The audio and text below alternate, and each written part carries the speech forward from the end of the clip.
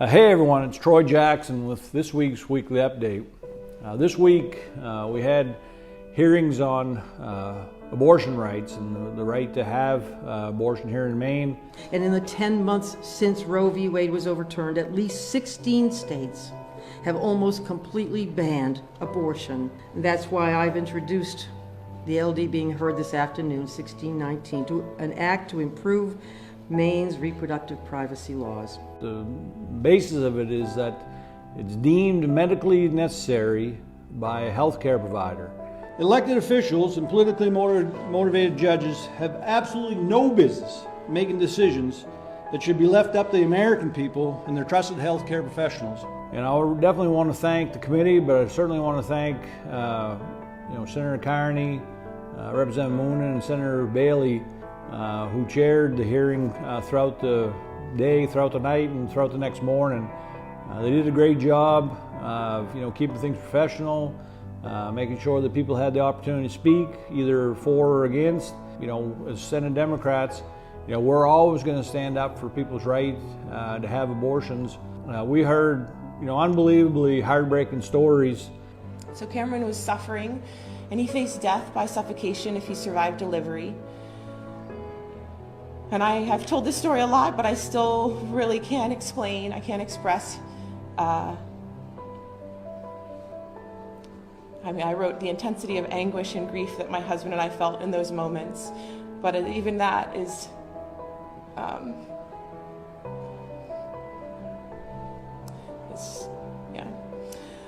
So mine was a very sad situation. It was made much worse by Maine's current law.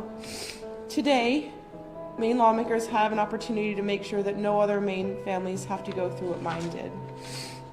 And I want to apologize to Dana for our law not actually being strong enough that you had to go through what you did. I'm really sorry for your pain. It's very evident how hard that must have been for you and your family. I also want to say that, this is never easy, but I think the governor laid it out very well why it's so important. People in this state need to know that government isn't standing in their way. It's doing what it can to make sure that they and their doctors make the decisions, not legislators from all across the state that have absolutely no idea what's going on in people's lives. So another great thing this week was for the first time in 3 years, we had Welcome Back Day for former legislators and staff. We had a lot of great people come, people I hadn't got a chance to see for a long time. Really was an awesome day to welcome back people that have worked and served in this building in the past. And the legislature can be a place of frustration and chaos, but it can be a place that gives way to surprising friendships and great bipartisan triumphs. The Senate President of the 112th of the 115 legislatures, the Honorable Charlie Prey. I know the press gets all the partisan issues, but how many of these bills go through unanimously ought not to pass, or unanimously ought to pass, or there's a compromise? When you leave here, you guys are all fellow Mainers. You're really neighbors, and you have a lot in common. The Senate President of the 120th legislature, Senator Richard Bennett.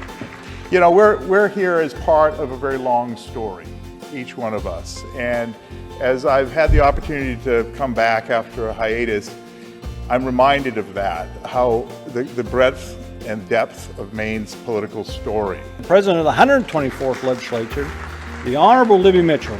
Chair would also note that President Mitchell was the first woman in Maine to serve as Speaker, and the first woman in the country to serve as both the Speaker and the President. But I just want you to know, those of us who are on the outside now looking in, how much admiration we have for you and the work that you're doing. It is a job of grave responsibility, but your integrity is unparalleled. The respect we all have for this body is just amazing. The current Secretary of State and former Honorable Senator Shenna Bellows, who served the 128th, 129th, and the 130th. Honorable Senator Michael Carpenter, who served in the 112th, the 128th, and the 129th. The Honorable Justin Chenette. Over in the corner, the Honorable Ned Claxon, the Honorable Susan DeChambeau, the Honorable Barry Hobbins, Honorable Dale McCormick. In the back, we have the Honorable Sharon A. Treat.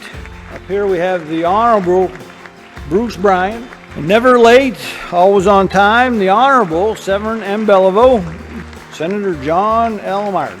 On Welcome Back Day, I am reminded how fortunate I am to serve in the legislature, to serve as Senate President, and to serve with all of you. And with that, that's this week's weekly update. Again, Troy Jackson, be well and take care out there.